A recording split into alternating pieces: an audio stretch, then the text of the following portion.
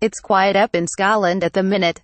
We've not tried to secede in a few months. Some MSPs are away pursuing reality TV careers, and Nicola Sturgeon is still deciding the best punishment for parents that smack their recalcitrant offspring. The downside is that when things are quiet, some geyser of nationalist lunacy inevitably explodes. Step forward, Eddi Reader, Folkian, celebrity separatist, and the first of what are bound to be countless victims of the burgeoning police state. She announced to her Twitter followers, "When I was stopped in Glasgow 2 days ago, Mo ran out. The sight of the policeman and the Union Jack on his jacket made me fear he was an anti-indie man, and if he recognized me I didn't feel okay about that." As the Rodney King of the concertina was tended to by indignant cybernetics, it occurred to me that maybe she had a point.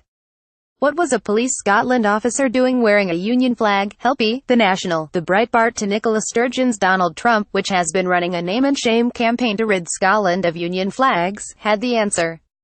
Over the weekend, a reader popped up on its letters page to point out that some Police Scotland officers had been seen sporting a black Union flag with a thin blue line, representing a charity for fallen officers and their families. Perfectly benign to most of us, but to nationalists this represents the thin end of the wedge, and undermines the political neutrality of the police. Nicola Sturgeon is the softly mad-up face of Scottish nationalism, the acceptable front for London TV studios, but the National and its unhinged foot soldiers are what it's really all about. And because they are the SNP's grassroots, their pathologies must be fed.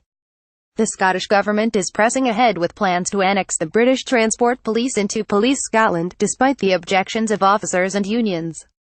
The project to expunge all things British from Scottish public life is illustrative of how dogmatic the SNP is, and how tentative they believe their grip to be. Its belligerence grants nationalism the illusion of strength, but it is the most fragile of inclinations. The Marxist wrestles with history on the virtues of proletarian revolution, and the conservative resists the future in defense of tradition, but only the nationalist busies himself with the small and the symbolic. His worldview is at once dominant and under siege, imperiled by something as simple as a food label or a charity badge.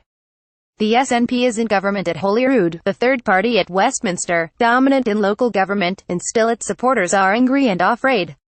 That is the pharmacology of the drug. Nationalism appeals to primitive fears and feeds them at the same time. There are probably only 3 ways of breaking the dependency: war, prosperity, or the emergence of a rivalism.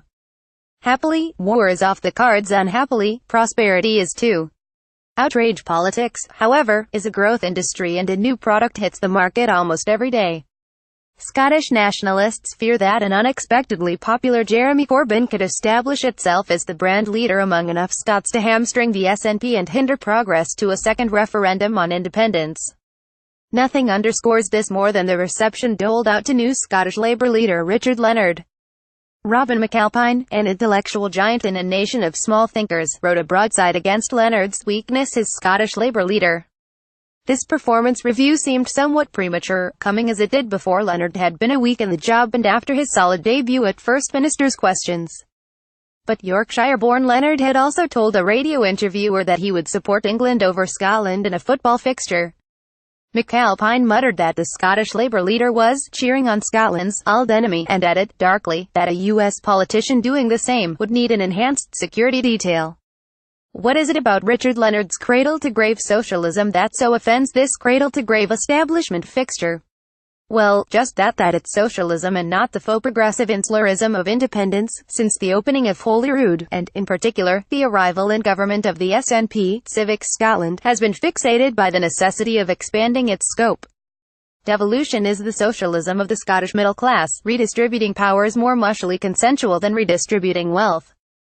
The danger for nationalists is that Richard Leonard, and by extension Jeremy Corbyn, will be a disruptive force who reorients Scottish politics from the constitution to economics.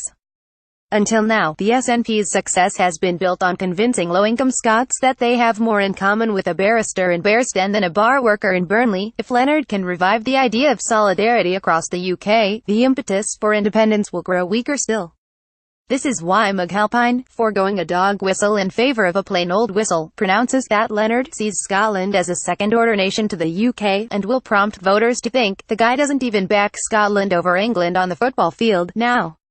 I'm not sure he backs us over them in the corridors of power. In the mind of the nationalist, Richard Leonard is a walking, talking Union Jack stamped on Scottish politics, no different from an unpatriotic policeman wearing the flag of the colonial power. He is a reminder that Scotland and England are inseparably linked and home to fluid identities and complex, even contradictory, loyalties.